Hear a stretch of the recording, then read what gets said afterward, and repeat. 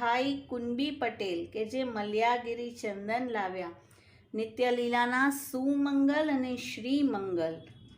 ગુજરાતથી એક સંઘ સાથે આવ્યા. શ્રી ગુસાઈજીના કોટિક અંદર્પ લાવણ્ય પૂર્ણ પુરુષોત્તમ સ્વરૂપે દર્શન થયા.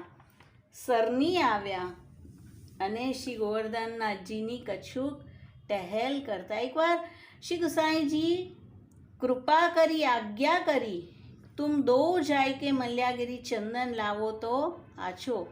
અને બંને જણા મલ્યાગીરી ચંદન લેવા ગયા છે. ત્યાં પહોંચ્યા, આખા શરીરને મઢી લીધું, કારણ કે ત્યાં અનેક અનેક સર્પથી લીપટાયેલા આ વૃક્ષ હોય છે. માટે એક ભાઈ ઉપર ચડ્યો અને તે ડાળીને કાટી, તેવું જ સર્પે તેને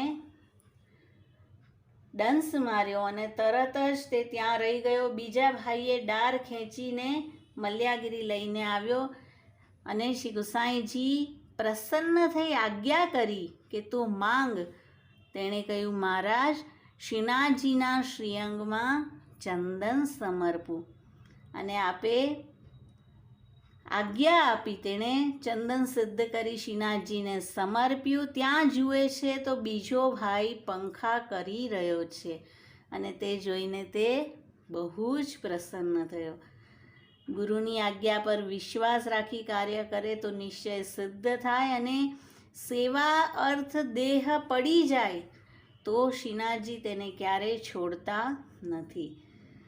તો અક્ષય તૃતીયા કે જે દિવસે શ્રી ઠાકોરજી, શ્રી સ્વામીજીમાં કોઈ માન નથી હોતું અને શ્રીજીને ચંદન સમર્પાય છે અને આપનો તાપ દૂર કરાય છે.